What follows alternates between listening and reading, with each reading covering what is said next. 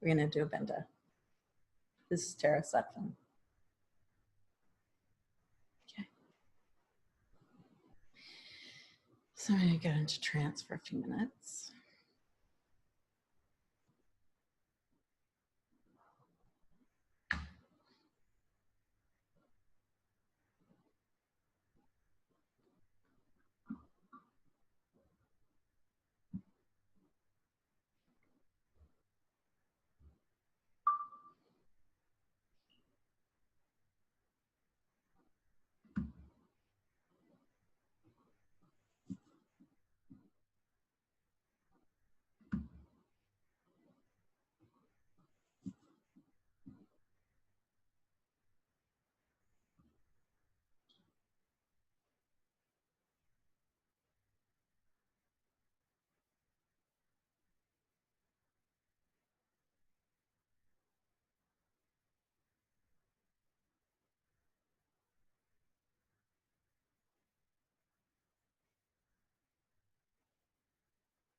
Hello, Carmen.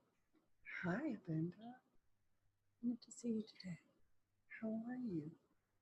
That is the first time you've opened Tara's eyes. Yeah, trying harder. You're doing fantastic. I'm not going to keep them open. Okay. Wanted to see you. Was that difficult? It is. My eyes are watering now. Your eyes are better? My eyes are watering. My Okay. Tara's eyes. That was a long time that you were looking at me. Wow, that completely took me by surprise. Yes. Well done, Abenda. I'm trying harder. We're all trying harder. You have some important work to share with us here on Earth. Yes, I do. Did you have a great few days after your birthday? I did. What have you been up to? Well, we celebrated just as, the world celebrates birthdays for days at a time. I celebrated my birthday for days. For the timing is much different between our worlds, but I'd celebrate. What did you do? Oh, we do the same as humans do. We just interact with souls, meaningful people, meaningful souls, meaningful light beings, light energy, our relatives that have gone on before. People come and pay tributes to. There's a sentimentality. That is what you take with you off the earth, is our connection to others. Is celebrating important? It's just the connection. So celebrating is a connection? Yeah. But your longing can be a connection. Your just thoughtfulness can be a connection. It doesn't have to be all out like a physical connection. Standing next to each other can be just a sentiment. We are connected to everyone that we have ever been related to or involved with. It is part of the legacy and the destiny of a human. If people have passed on, Abenda, they were in their physical form. Yes. Are they, if we have been connected to them in any way and they pass on, is their soul still connected to our soul? Well, you don't necessarily have more destiny with each other, but you definitely have a kind of a whole file that you have together of how well you did, and how, it's almost like it was a school test, how your ratings were together, how you grew together, how you learned together, how you managed during the rough times as well as the good times. Those are all counted. It's part of a system of, of evolvement that you're going to um, raise a standard within both your lives. And so sometimes people fail. There's a lot of failure. And so they don't necessarily make a grade. Um, there's a whole backwards being over emotional or angry or simply callous to another's feelings. Hmm. Hmm. Yeah, it's very interesting, the whole way that humans interact with each other. But it all counts when they leave the planet. Okay, so that's why we have to do as much good as we can while we're here. Yes, but sometimes people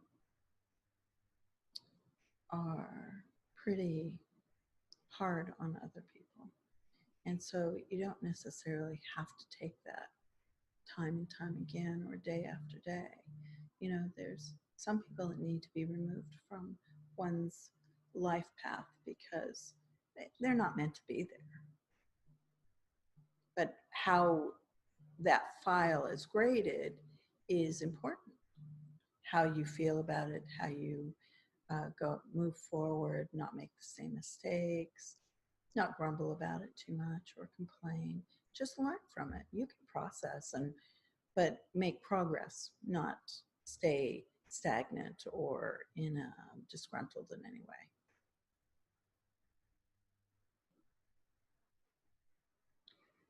Is that person when their physical being leaves, is it still watching those on earth that and they're still in their physical form? Yes, many, not all. Some souls don't want to come back to earth. Some souls are not curious. They go on to do their next phase. So they may not want to go back to see their lost loved ones. A lot of times people will want them to come back, and they are far, far from wanting to experience the earth life again. And it has nothing to do with the person. It has more to do with their other events and experiences, and maybe the way their death took place, and different things. Or they're just excited about a new thing, something new. Has maybe nothing to do with about the human that they left behind. But we know that the humans left behind suffer. Yeah. Many, what many is that times. all about, Abenda? Well, Why do humans gravity suffer because when someone passes? humans don't really know what happens in the whole process of the evolution of a soul, because it's really the evolution of a soul. It's not really the evolution of a human being. Okay. The human being is just it's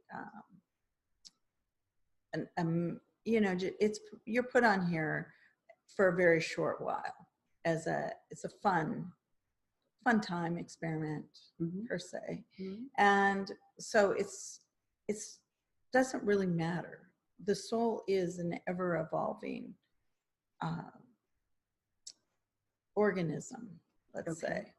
And so it creates these scenarios where it's connected. You're connected to certain things, and all humans are connected to certain beings and to certain events and to certain places. But what happens is you move quickly through that, and sometimes you're not curious about why you need to be stay connected to the people you leave behind. It's just the people behind, they're more sentimental because of the gravity factor. Okay. And that's something that they take with them. Everybody takes their own pain, their own experiences, their own talents, their own skills, their own ideas. They take them. All the consciousness that's within your consciousness now goes with you. Your conscious being. That is a part of your soul and your individual soul that has nothing to do with anything else. That has nothing to do with your humanness. Your soul then steps out to go into its next phase. And somebody like Alzheimer's or drug use, where they no longer are inhabiting the body, it's not inhabiting the body. The gibberish of whatever the soul left, a gibberish. They don't want to handle the body anymore, so they step out. The soul left a gibberish. Yeah, it's like a little, little. I don't want to say that word. I was going to say a word, but I want to say that word because it's not. What? It's not. It's a gibberish is like just a little fuzzball of a organism that can vibrate and can do little things, but is less than a baby. Okay. Yeah.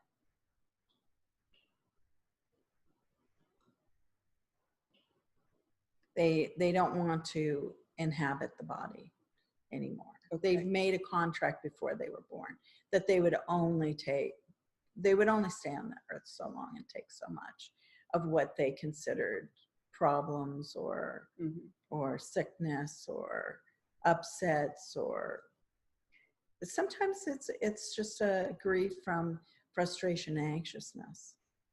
Many people are disappointed by the smallest. But why do people want to leave their bodies, like while they're on earth, with drugs and alcohol? Well, it's a searching for God again, but they're not doing it the right way. Because do they know they're searching for God? No. They're searching for what? They're searching for that feel good where they think the bliss. When you die, you have that bliss. It's the pathway. The pathway is blissful. When you come into the world and when you go out of the world, it's a blissful path. But it's not to be abused. And so therefore it's just, the drug use is an abusive factor to it. The addiction is sometimes really hard with a human. They tend to go overboard in what they want, and so they get into some kind of over passionate, overwrought expectations and emotions, and they just can't manage the human body at that point, or mind. Okay. Thank you, Abenda.